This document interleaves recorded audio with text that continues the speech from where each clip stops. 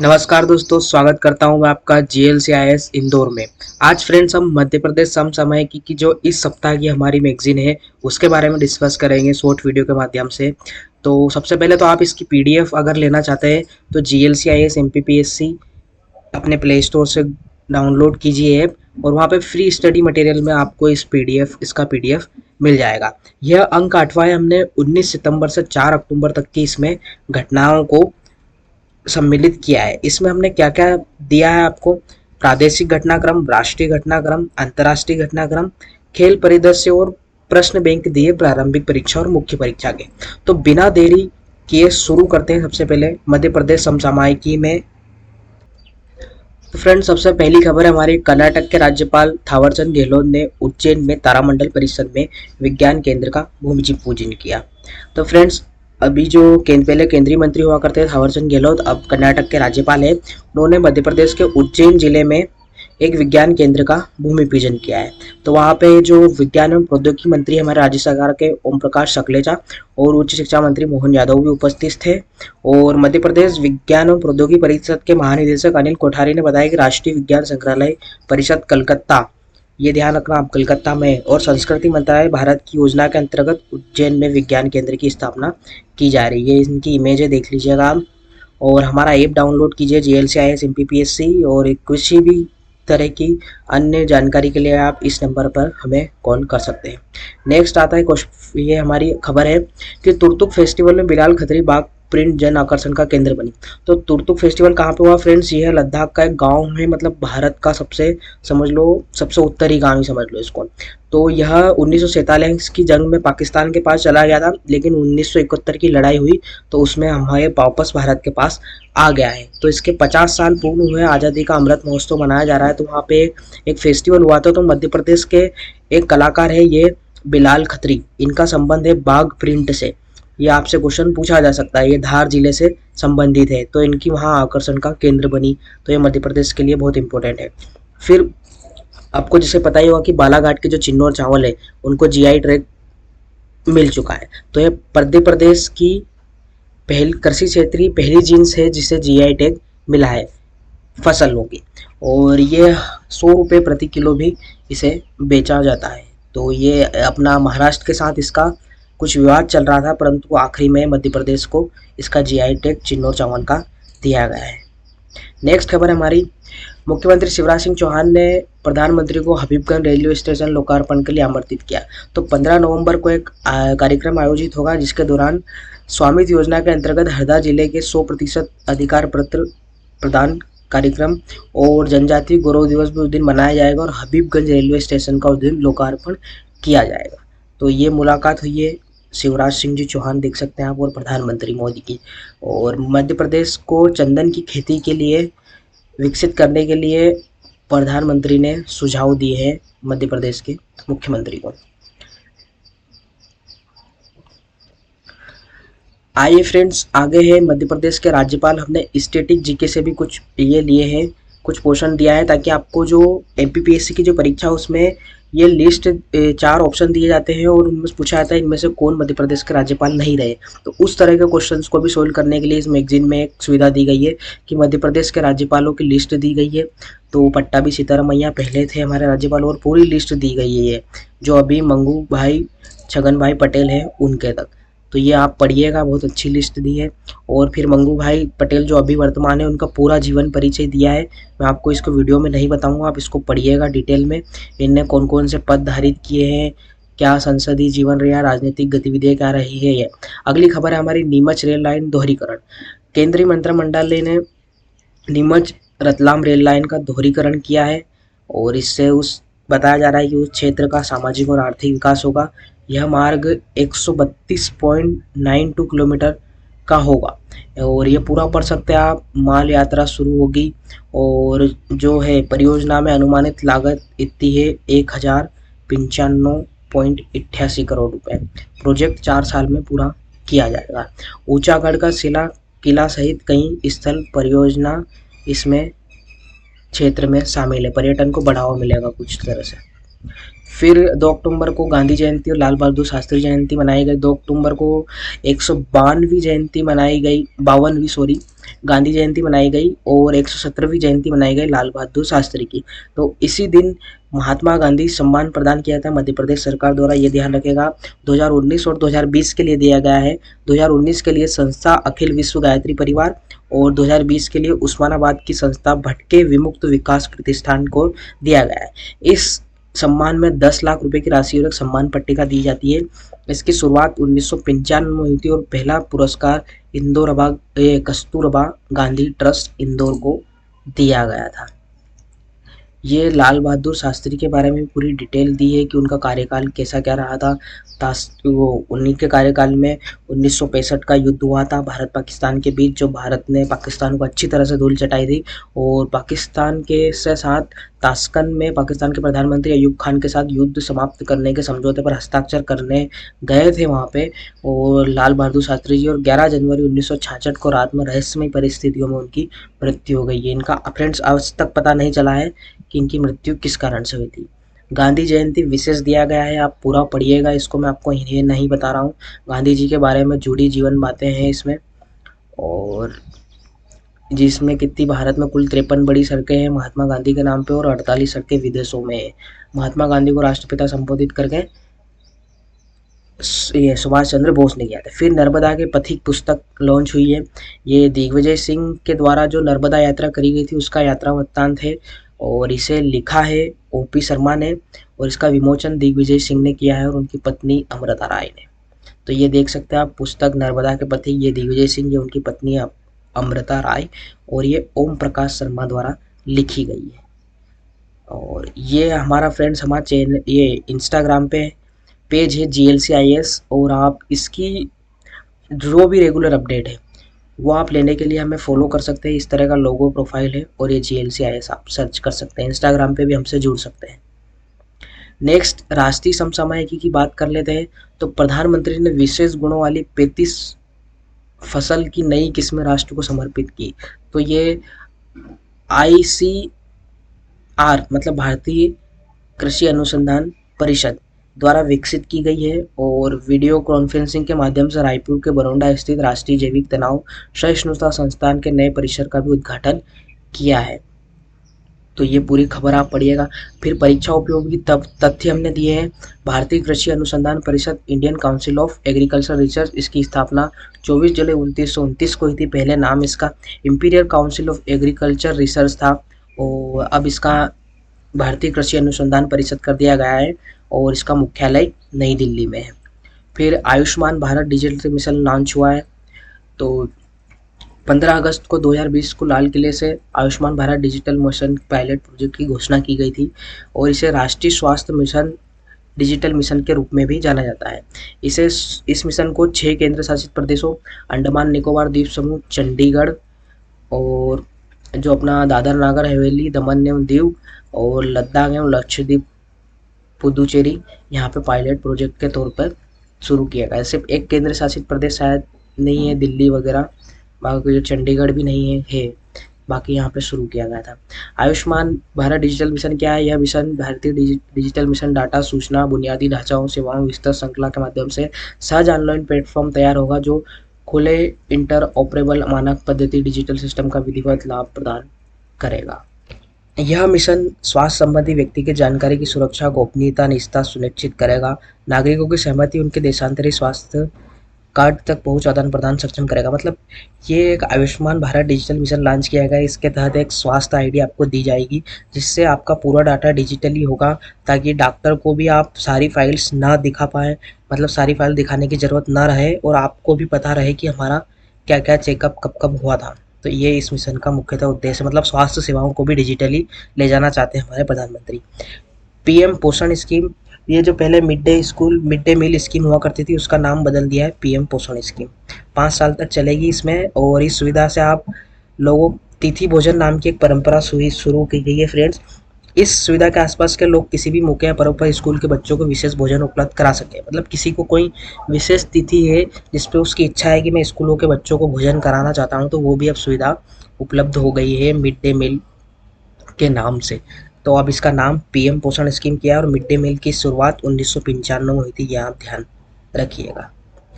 फिर भारत का आयुध निर्माणी बोर्ड क्या करता था फ्रेंड, भारतीय सशस्त्र बलों को हथियार, गोला बारूद, कपड़ों की आपूर्ति करता था और इसको 1 अक्टूबर 2021 को भंग कर दिया गया है। केंद्र ने बताया कि OFB मतलब ऑर्डिनेंस फैक्ट्री बोर्ड की 41 फैक्ट्रियों को 7 नई कॉरपोरेट इकाइयों में बांटा जाएगा। मतलब इसको बंद कर दिया जाएगा इस बोर्ड को, और 7 नई इकाइयां हैं, ये नाम पढ़िएगा आप, इनमें बांटा जाएगा। आपसे नाम पूछा जा सकता है कि इनमें से कौन शामिल नहीं है करके। तो आगे बढ़ते हैं। प्रधानमंत्री मोदी ने स्वच्छ भारत मिशन शहरी 2.0 और अमृत 2.0 का शुभारंभ किया 1 अक्टूबर 2021 को। इस मिशन के तहत दूसरे चरण के तहत 2030 के तहत सतत विकास लक्ष्यों को पाने के आगे बढ़ा जाएगा। ये योजना मुख्यतः RRR रिड्यूस, रीयूज, रिसाइकल में शामिल की जाएगी। तो स्वच्छ भारत मिशन जो हमारा इंदौर है वो तो अच्छा टॉप कर ही रहा है, बाकी इसका 2.0 मिशन भी लॉन्च किया है 1 अक्टूबर 2021 को। DG सक्षम कार्यक्रम लॉन्च किया गया है श्रम एवं रोजगार मंत्रालय द्वारा, श्रम एवं रोजगार मंत्री भूपेंद्र यादव। इसके तहत युवाओं को कौशल विकास दिया जाएगा ताकि वो डिजिटली सक्षम हो, और ये माइक्रोसॉफ्ट की सहयोग से लॉन्च किया गया है। ये केंद्रीय मंत्री भूपेंद्र पटेल। आगे बढ़ते हैं। एक जिला एक उत्पाद योजना के तहत जिसकी ब्रांड एम्बेसडर बनी कंगना रनौत। तो हर पूरे देश में चलाई जा रही है फ्रेंड्स, अपने मध्य प्रदेश में भी चलाई जा रही है एक जिला एक उत्पाद। वैसे यूपी में भी यह चलाई जा रही है कि हर जिले से एक एक उत्पाद को फेमस करना। और उसी तरह जो बालाघाट के चिन्नौर चावल है उनको वहाँ से चुना गया था और GI टैग मिला। तो यूपी में 75 जिले हैं और एक जिला एक उत्पाद योजना के तहत, और हर एक ज़िले से एक इसको शामिल किया जाएगा और इनको ब्रांड एम्बेसडर नियुक्त किया है फ्रेंड्स। ये इनकी इमेज है, देख सकते हैं आप। और इनकी एक मूवी आ रही है जयललिता के ऊपर थलाइवा, ये उसकी इमेज यहाँ पे डाली गई है। आगे बढ़ते हैं हम। पश्चिम बंगाल की ममता बनर्जी भवानीपुर से सीट से जीती। तो फ्रेंड्स क्या हुआ था, अभी हाल ही में पश्चिम बंगाल में चुनाव हुए थे। नंदीग्राम से शुभेंदु अधिकारी से ममता बनर्जी हार गई थी, परंतु विधानसभा में वो मुख्यमंत्री बनी रही, परंतु 6 महीने के अंदर उनको किसी न किसी सीट से चुनाव लड़कर विधायक बनना था। तो उनकी जो भवानीपुर सीट है जिससे वो हमेशा लड़ती आ रही थी, वहाँ से उन्होंने चुनाव लड़ा। बीजेपी से जो उम्मीदवार थी प्रियंका टिब्रेवाल, ये देखिए प्रियंका टिब्रेवाल जी और ममता बनर्जी, इनको कुल 50,000 से अधिक वोटों से इन्होंने हराया और अब इनका मुख्यमंत्री बनने का रास्ता साफ हो गया है। तो मित्र शक्ति अभ्यास नेक्स्ट खबर है हमारी। तो मित्र शक्ति अभ्यास का 8वें संस्करण का आयोजन श्रीलंका के अम्पारा स्थित कॉम्बैट ट्रेनिंग सेंटर में 4 अक्टूबर से 15 अक्टूबर तक किया जाएगा। 12 दिनों का है, भारत और श्रीलंका के बीच होता है। 8वां संस्करण है, ये चीज़ें आप ध्यान रखिए। 7वां संस्करण पुणे महाराष्ट्र में हुआ था, अब श्रीलंका में हो रहा। फिर ये फ्रेंड्स जिस यूट्यूब चैनल पर आज हमारी वीडियो देख रहे हैं GLCIS, इसको सब्सक्राइब कीजिए ताकि हम और मोटिवेट हो सके। धन्यवाद दोस्तों।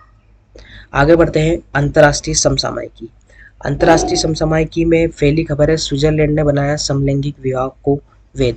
मतलब जो समलैंगिक विवाह है उनको वैध बनाने वाला अंतिम पश्चिमी यूरोपीय देश बना है। मतलब अब आखिरी देश बचा था ये जिन्होंने इनको भी समलैंगिक विवाह को वैध माना है। ये पूरी खबर आप पढ़िएगा। संशोधित कानून के तहत क्या अलग हुआ है पूरी डिटेल दी है। और परीक्षा उपयोगी तथ्य में देश है स्विट्जरलैंड, इसकी राजधानी आपसे पूछी जाती है बर्न, और इसकी अगर मुद्रा पूछी जाती है तो स्विस फ्रांक। तो मैंने कुछ देश परीक्षा उपयोगी तथ्य में कुछ देशों के राजधानी, देश और मुद्रा दी है और कुछ की खाली छोड़ी है, ताकि आप लोग भी वहाँ सर्च करें और पता करें कि इन देशों की राजधानी क्यों है, क्या है। और जो न्यूज़ में जो देश रहते हैं उनकी राजधानी अक्सर पूछ ली जाती परीक्षा में। तो आइसलैंड में महिलाओं को बहुमत वाली संसद चुनने वाला पहला देश। मतलब आइसलैंड में 63 सीट है संसद की, उनमें 33 सीटों पर महिलाओं ने सफलता हासिल की है। वहाँ के प्रधानमंत्री है कैटरीन जेकब्स डार्टे। तो कुल 8 दल है और यहाँ पे मतलब महिलाओं का अधिक चुनाव हुआ है, ये महिला सशक्तिकरण के लिए अच्छा है। तो ये परीक्षा उपयोगी तथ्य में देश आइसलैंड है, इसकी राजधानी रेक्याविक है और मुद्रा है Icelandic corona.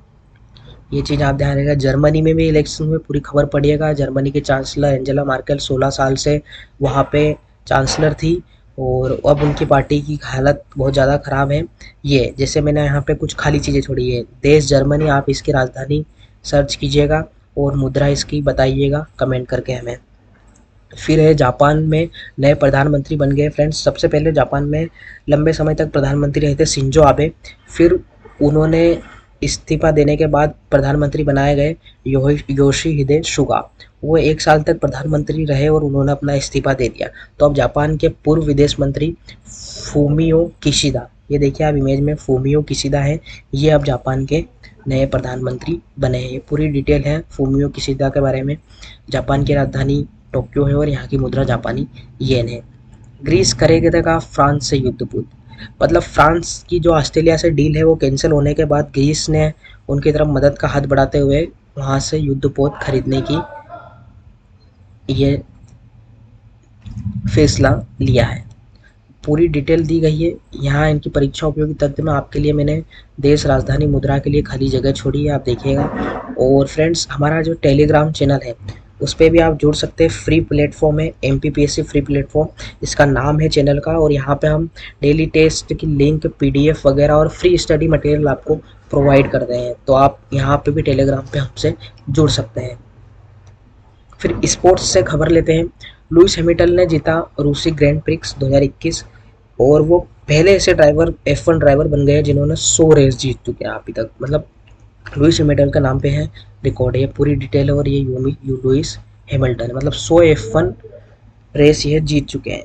Chennai super king playoff में पहुंचने वाली पहली टीम बनेगी। IPL अभी चल ही रहा है फ्रेंड्स, तो यहाँ पे चेन्नई सुपर किंग पहली टीम बनी है। हालांकि अभी बेंगलोर ने भी शायद क्वालिफाई कर लिया है। तो आप चेन्नई सुपर किंग के मालिक कौन है? एन श्रीनिवासन, ये इंडिया सीमेंट कंपनी के MD, वाइस चेयरमैन, CEO भी है और इसके कप्तान महेंद्र सिंह धोनी है। तो आपको बताइए। आप फ्रेंड्स हमारा एप्लीकेशन डाउनलोड कीजिए, वहाँ पे आपको मैं आपकी इसके बारे में क्या क्या जानकारी है पूरी दे देता हूँ। फ्री टेस्ट होते हैं यहाँ पे, हिंदी मीडियम इंग्लिश मीडियम दोनों के डेली टेस्ट होते हैं। आपको फ्री स्टडी मटेरियल प्रोवाइड किया जाता है। हर सब्जेक्ट का पेपर वाइज हमने फोल्डर बना रखे हैं ताकि आपको कोई असुविधा ना हो। और मेंस के टेस्ट सीरीज़ भी वहाँ पे कुछ डेमो हमने डाले हैं ताकि आप हमें देख सकें। और फ्री ऑफ कॉस्ट आपको दिया जा रहा है। फ्री वीडियो लेक्चर आपको वहाँ पे मिल रहे हैं और आपकी प्रिपरेशन अच्छी हो, यह हमारा इस ऐप के थ्रू मकसद है। तो आप इसको प्लीज़ डाउनलोड कीजिए, JLCIS MPPSC। आगे बढ़ते हैं। भारत का पहला pink ball test day night match Australia के साथ खेला। हालांकि ये ड्रा हो चुका है और इसमें कुछ ये पूरा स्कोर आप देख लीजिएगा कि 271 रन, 377 रन दूसरी पारी वगैरह। तो इसमें जो फैक्ट है वो देख लीजिए जो एग्ज़ाम में पूछे जा सकते हैं कि पहला पिंक टेस्ट हुआ है ये, मतलब पिंक बॉल से, और डे नाइट टेस्ट था। Smriti Mandhana player of the match इसमें घोषित की गई है। हालांकि अच्छी पारी खेली उन्होंने। और भारतीय टीम पहली बार पिंक बॉल से टेस्ट मैच खेल रही, जबकि इससे पहला 2017 में इंग्लैंड के खिलाफ डे नाइट टेस्ट खेल चुकी है। ऑस्ट्रेलिया इससे पहले खेल चुकी। भारतीय टीम तीसरी टीम बन गई, मतलब पहला टेस्ट मैच हुआ था ऑस्ट्रेलिया और इंग्लैंड का, महिलाओं की बात कर रहा हूँ मैं, और अब तीसरी टीम बनी है भारतीय। और भारत का 44 साल में ऑस्ट्रेलिया के खिलाफ ये 10वां मुकाबला था और अभी तक भारत ऑस्ट्रेलिया से टेस्ट मैच जीत नहीं पाया है। और 10 टेस्ट हुए हैं जिनमें से अभी तक 4 मैच ऑस्ट्रेलिया ने जीते और 6 मैच ड्रा हुए। दोनों के बीच 1977 में पहला मैच खेला गया था। ये है स्मृति मंदाना जिन्हें best player of the match, मतलब मैन ऑफ द मैच घोषित किया गया है। आपको फिर फ्रेंड्स मुख्य परीक्षा के लिए प्रश्न बैंक दिया है हमने।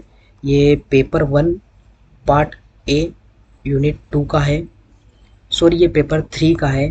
पेपर 3 पार्ट A यूनिट 2 है केमिस्ट्री, उसका ये पूरा क्वेश्चन बैंक दिया है, आप देख सकते हैं।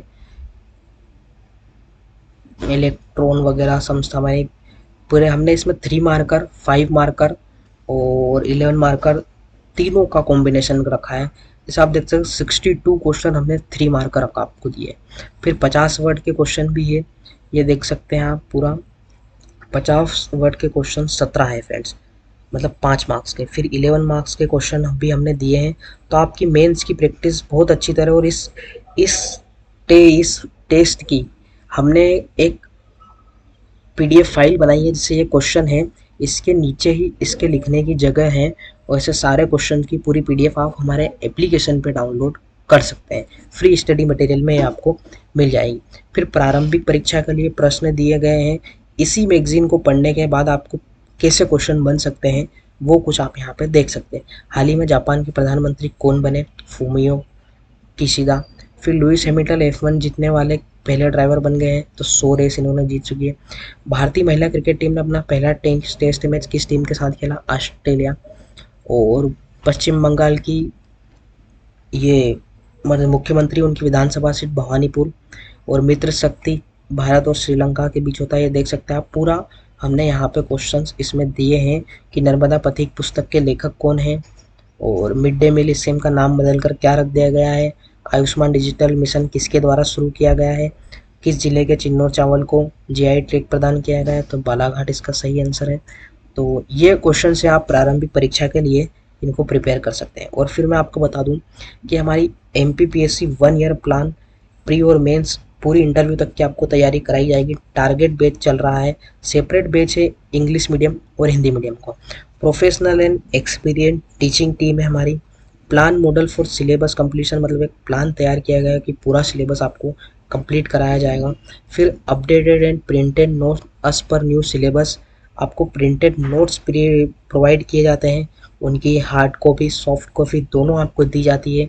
और मेंस आंसर राइटिंग की क्लास आपकी फर्स्ट डे से हमारी शुरू कर दी जाती है आपको, ताकि आपको आगे कोई दिक्कत ना आए। और ऑनलाइन और ऑफलाइन दोनों टेस्ट सीरीज हमने यहाँ पे प्रोवाइड आपको कर रहे हैं, ऑनलाइन ऐप के माध्यम से। और ऑफलाइन आप हमारे जो ऑफिस है Bhanwarkuan, Holkar college street road Bhanwarkuan पे है, वहाँ पे आप ऑफिस आकर विजिट कर सकते हैं। और ये 2 नंबर दिए हैं आपको, 9907708855 और 8717903322।